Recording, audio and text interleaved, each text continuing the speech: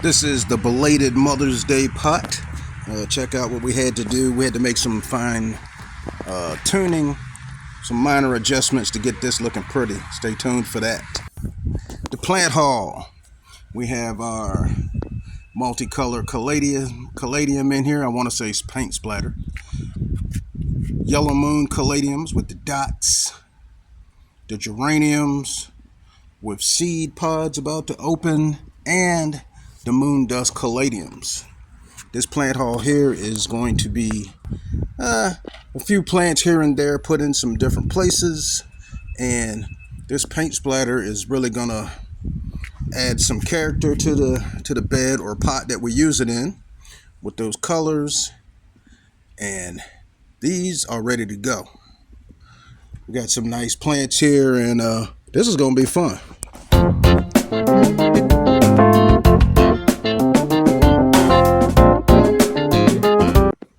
If you're new here, welcome to the channel, and if you're not, welcome back.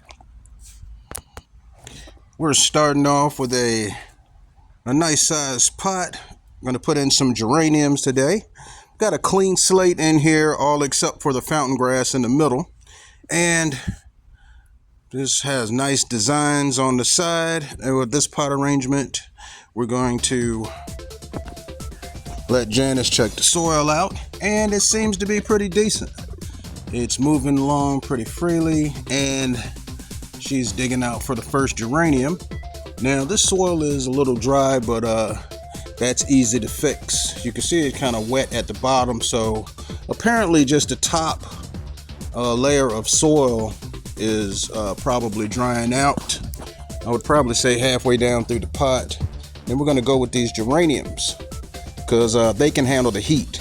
This area here is going to be getting 6 to 8 or maybe even more hours of sunlight, direct sunlight. There's no trees around here in this area, and they will be able to get plenty of sun. You see more blooms are opening up, and geraniums can handle the heat. Janice likes to clean as she goes, and got her little trusty broom out. She doesn't spill as much dirt as I do. I spill a lot. I'm real messy when I'm planting. She decided to go with a fourth geranium. Instead of breaking it into thirds, she went ahead and put 4 in there. And on this one, she is loosening up the soil so that the roots will move freely. And we're going to go with some double impatiens and the yellow moon caladium. This pot here will be getting part sun, a few hours of morning sunlight, and then shade in the afternoon. Those double impatiens are really nice. You get a nice rosette shaped flower with these, and the petals are really nice. It looks like a miniature rose or either a miniature camellia. Nice green leaves on them. They're nice and full, and plenty of blooms waiting to open. Look at this. If I can just get this camera to focus, look at that. That is a nice bloom. Wow. And this is going to be full of blooms like that. She's going to put in some liquid soluble fertilizer, and this one is ready to go. We have another one over in the corner, and that one gets a little less sunlight, but they both should be fine. And then another location, we have these caladiums, and it's going to be amazing when you see the difference in how they look just from 2 weeks later.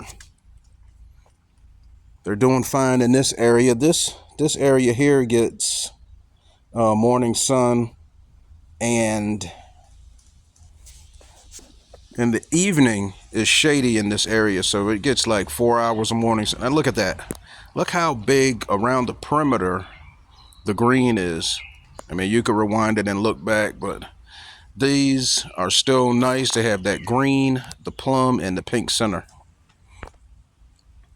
This other plant haul here with the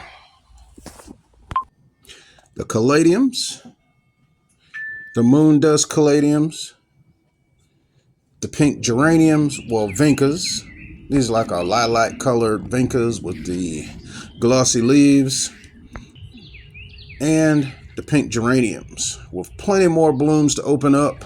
And these are going to be nice and full all year long, well, all summer, going into the mid-fall in zone 7, because our falls aren't really that harsh, and a lot of times the plants really overlap the seasons. When they're supposed to stop blooming, they just continue to thrive. And we have some different areas that we're going to be putting these. These hostas are going to be going in a shady spot. And look at the different colors on the edge here. We have that white variegation with different streaks of gray going into a nice green color. And I have a nice assortment of plants to use today, and definitely going to be fun. I'm going to start off with this belated Mother's Day pot with these beautiful pink petunias. We have some purple petunias that kind of look blue from time to time, depending on how the light hits them. And they are nice and full and healthy. We looked up under the leaves and checked them out for pests. And the verbena. These verbena here there's more than one plant in the pot. We have the white verbena here, and along with the purple. And this one is like a fruit punch color. And then we have our cordyline for the middle. Now this is the pot that they're going into. It is full of creeping Jenny, and the creeping Jenny has some clover mixed in. So first of all, we're going to go through and pull that clover out so that we can use the creeping Jenny. So something's definitely got to be done here to make room for the plants. But we're going to pull these clovers out first so we can see what's going on. Obviously, we're going to have to take some of this creeping Jenny out to make room for the plants. And we'll start off with the centerpiece. After thinking about it, we decided to just split the creeping Jenny up into 4 pieces. Look at how there's blooms that are about to open on these petunias.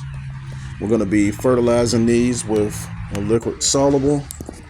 And you see how we took out some of the creeping Jenny and we left it hanging off 4 different areas, 4 different places on the pot, and we put the flowers in between the creeping Jenny. Look at that.